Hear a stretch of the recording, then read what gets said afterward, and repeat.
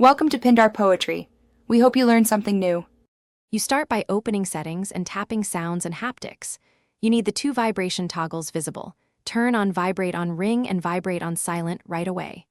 Once done, make sure the ring/silent switch on the side is set how you'll test, ring or silent. This step is the only global control that enables incoming call vibration, so don't skip it. If the toggles are already on, leave them and proceed to personalize the vibration pattern for calls.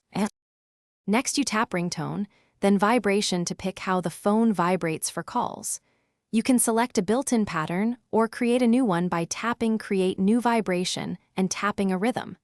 Once you record and save, assign that pattern to the default ringtone or specific contacts for differentiation.